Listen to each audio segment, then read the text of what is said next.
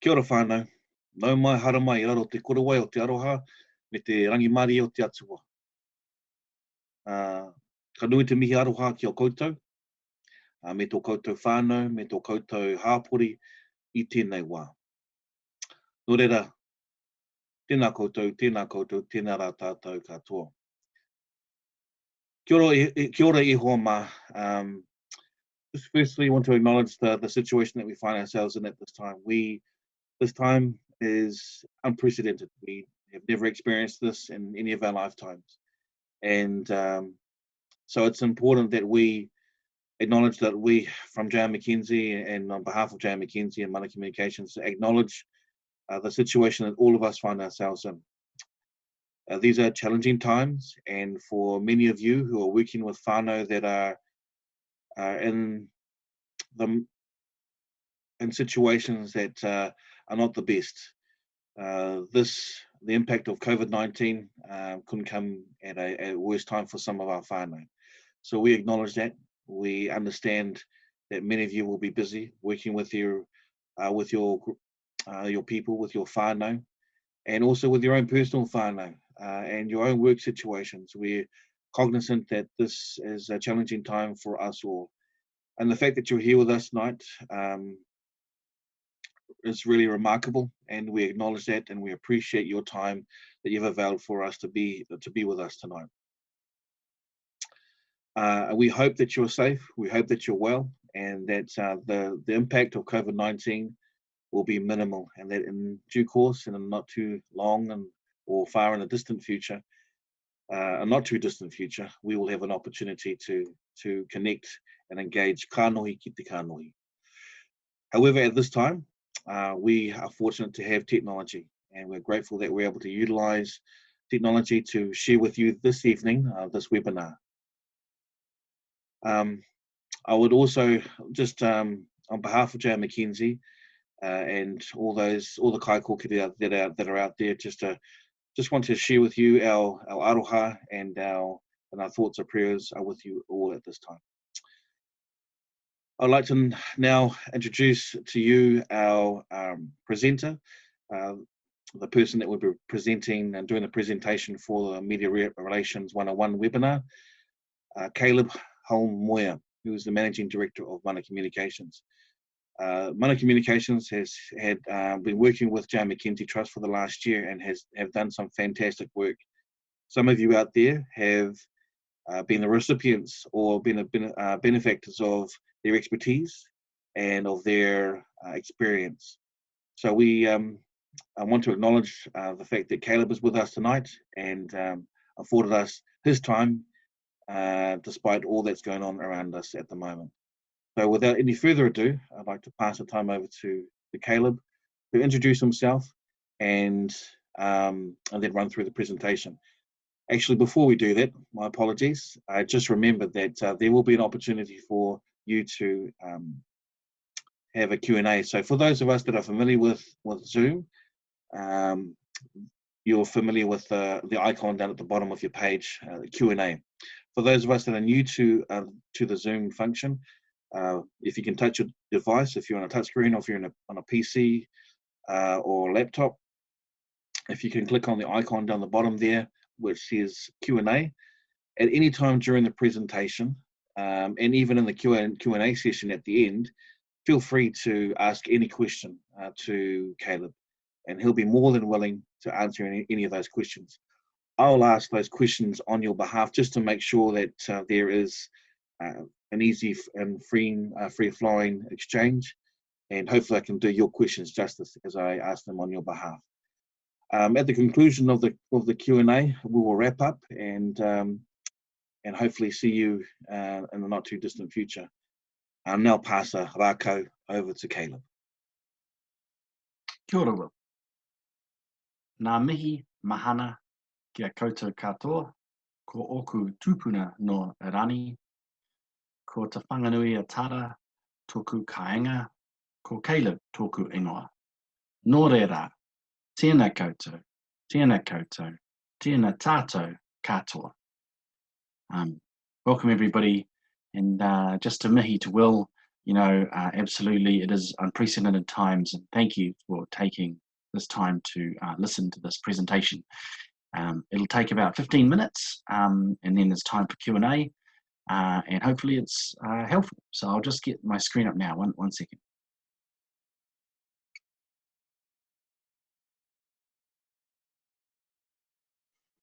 Great. So what can you expect out of the next few minutes? Well, we're going to talk a little bit about the media. We're going to talk about how you can tell your story well, and we'll go through some tips and tricks for giving a good interview. So I guess before we get into the whys and the wherefores of giving an interview, first it's worth considering, well, why would we talk to the media in the first place? And for that, there are some principles that can really guide us. So we've got the principle of kōrero paki, this idea of connecting and progressing. Mōhiotanga, the idea of sharing knowledge and experience for the betterment of the community overall. Kaitiakitanga, preserving and protecting. So these are some of the principles that, obviously guide your work day to day, and would also maybe be a reason that you would want to talk to the media. So once you've determined that you would like to talk to the media, I guess it's good to kind of figure out a bit more about them, how they work. So who are the media? What are journalists like? Well, journalists are educated generalists. So they're very good people to have on a pub quiz.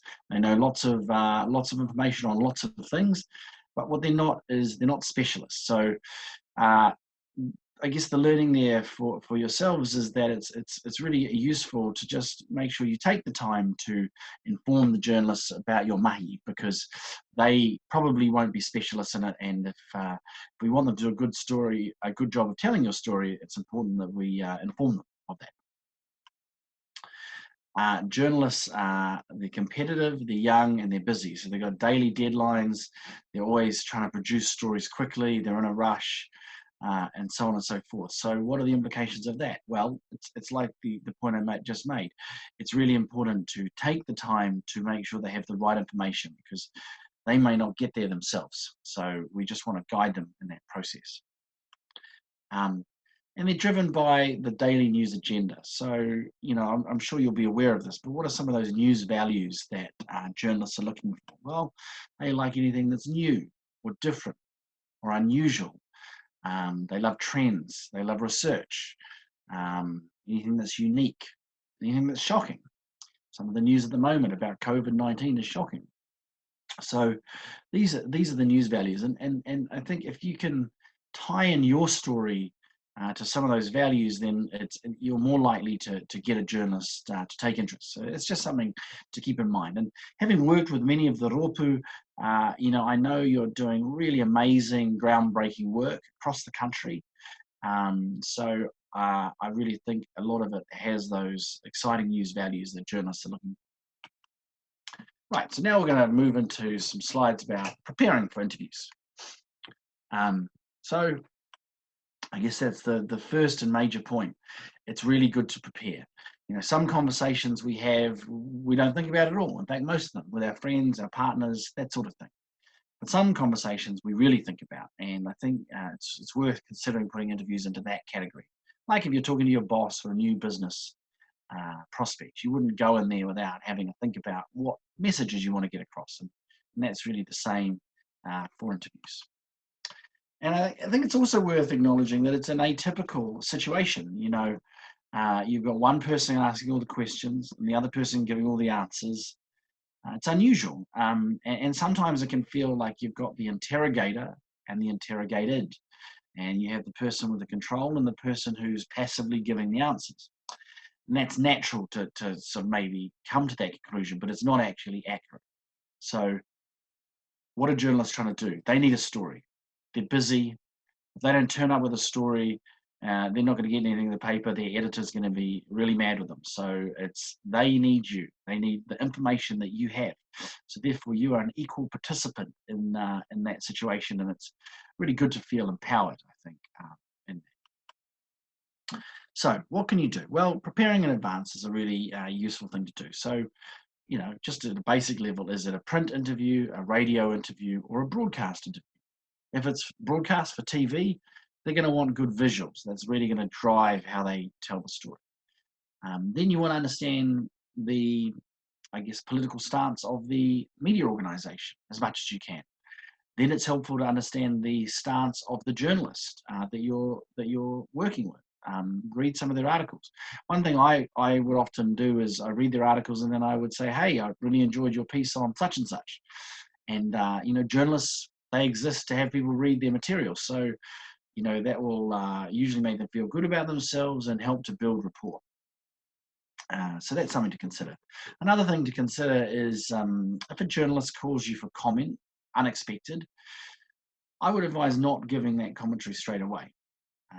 You'll be busy, you'll be distracted, and it's good to have more information and more time to prepare. So you can say, I'd really like to help. What's the focus of your piece? What's your deadline? And I'm going to call you back in half an hour. And then you can go away and do the preparation. And it's a really good strategy. Now, the next thing is to determine what you want to say. And you don't want to be doing this during the interview. You want to do this in advance of the interview. So that's really about coming up with your key messages. So I think 3 key messages is probably about the right amount of messages to want to get across. So, I think in the context of the work that the Rōpū are doing, you're doing amazing work at a community level, enhancing, Māori and initiating Māori initiatives. So I think really focusing on those and getting those out to your community via the media is a really powerful thing to do. So I guess that probably will inform some of your thinking. Now, another point with your messages is you want to share them proactively. So, we know the journalists are busy, they probably haven't prepared, they're not specialists, so they may not ask the questions that allow you to give the answers that you would like to give. So, I would suggest in that situation, you just tell the journalist, you just say, hey, look, I think a really interesting point is X, Y, and Z. And the journalist is going to be happy for that. They want the information, they want the good information. If you're helping them to get that, that makes them happy. When in doubt, you can also come back to your key messages. So if you think that a conversation is going in a direction that you're not particularly comfortable with, if you have your key messages, you can use them as islands of safety. You can revert back to them. And we call this process transitioning. So you could say to the journalist, for instance, that's an interesting point, but I think the really interesting thing we want to focus on here is X, Y, and Z. And then you transition to a new area.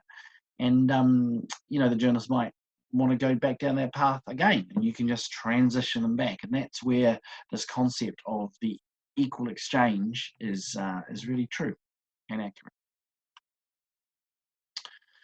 Okay, so now we're going to talk a little bit about how you would go about promoting your mahi. So I think first of all, you want to come up with your comm strategy. So how do you do that? Well, you want to answer 2 questions, really. Who do I want to talk to and why? So to give you a personal example, last Friday I organized a community dinner. So who did I want to talk to? I wanted to talk to my local neighborhood. And why did I want to talk to them? Well, I wanted them to turn up to a dinner.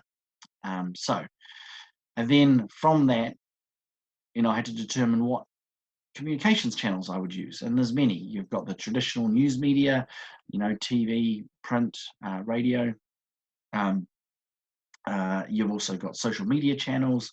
You've got email, word of mouth, all that sort of thing. So for the community event, I did a letterbox drop, did word of mouth, did email, did the sort of posting on local Facebook groups, that sort of thing.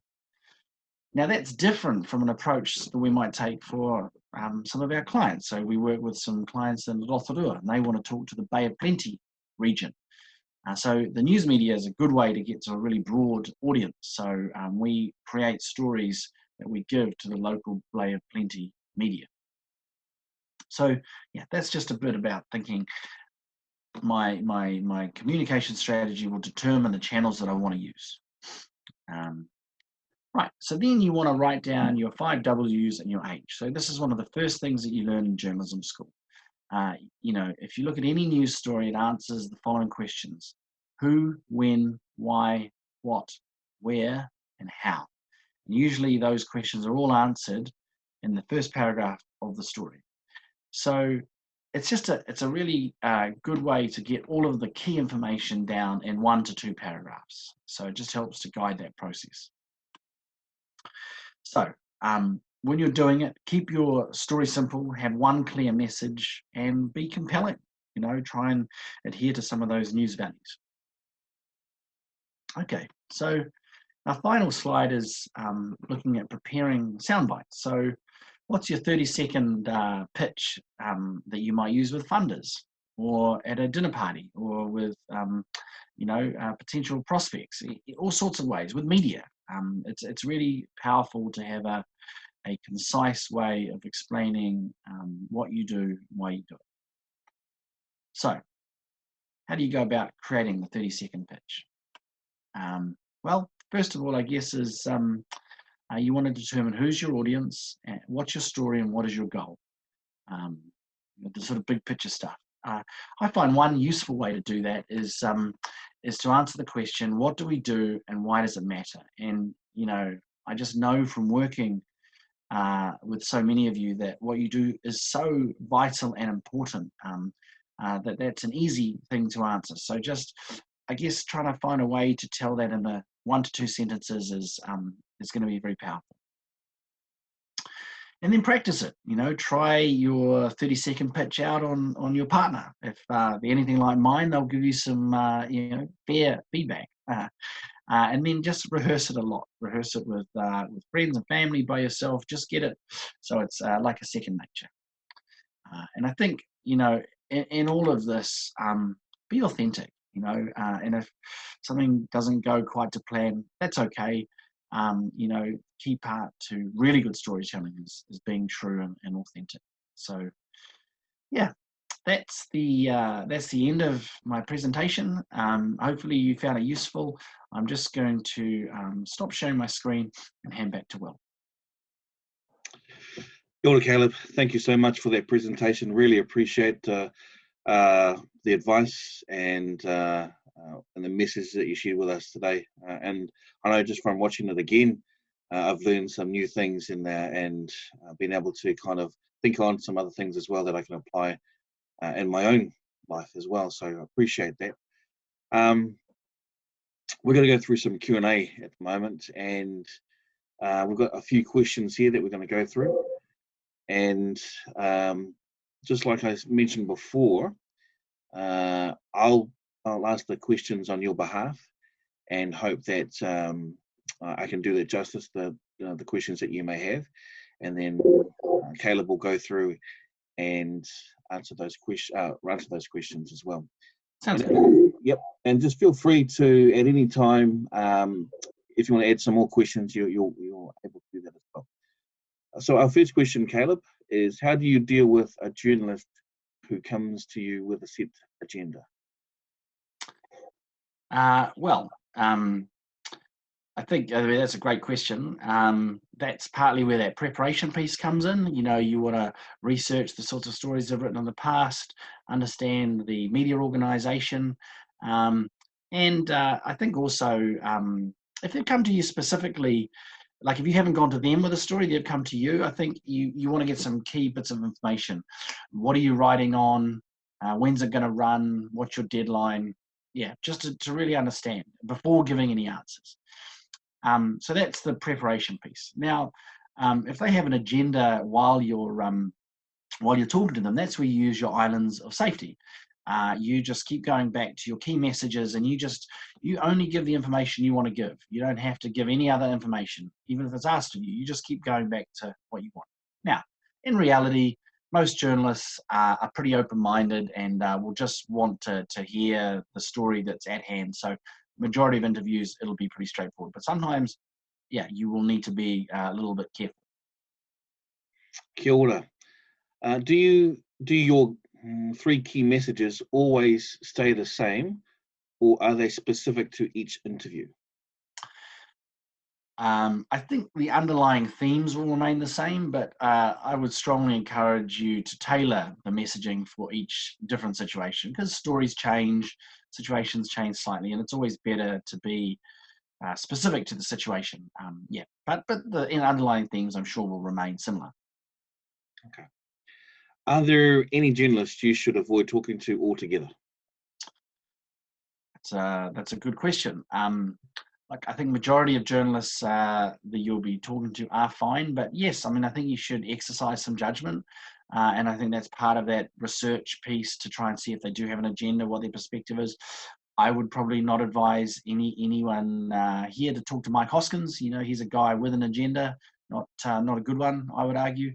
But he's a commentator, and he's appeals to a certain part of the audience. So majority of journalists are fine, but it is good to be careful, use your judgment, and find those journalists who you think will help to promote your agenda. That's the best thing you can do.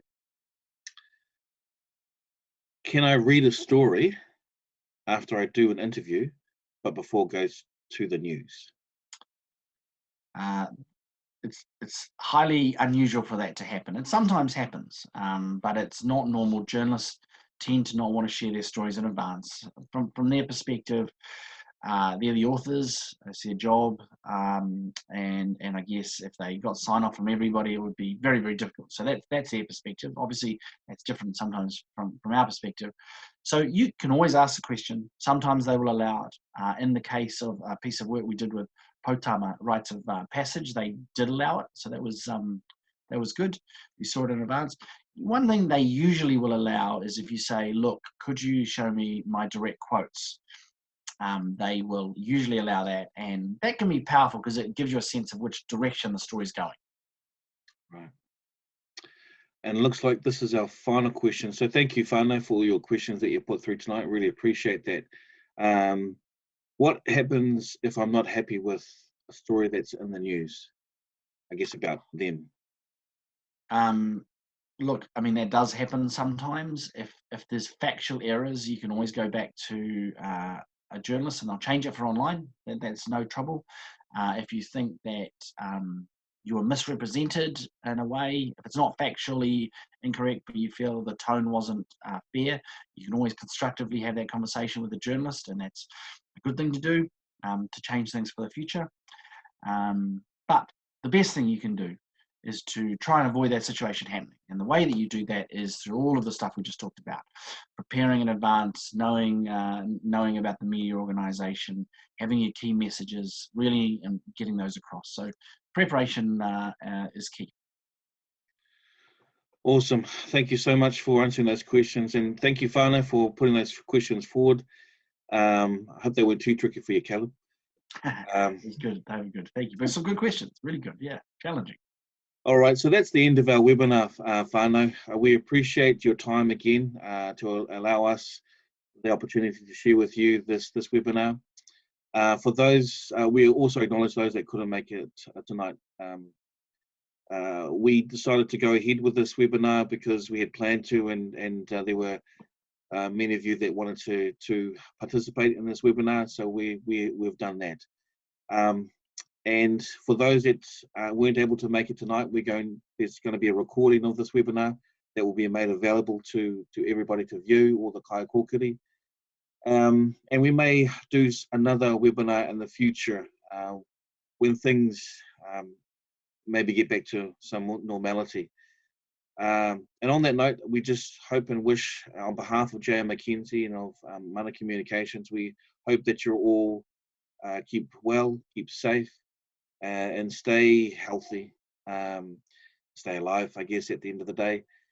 As we go into the level 4 alert this evening or tonight, yeah, we hope and that just be aware that we're thinking of you, that our prayers and thoughts and love are with all of you as well, and with all of us, and are mindful of the situations that many of our whānau may be in as well.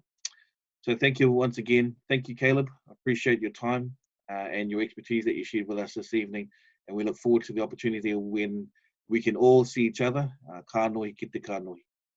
Until then, whānau, and until we contact you via email and use the technology that we have available, please take care, have a good night, and we'll see you when we can. Hei kona.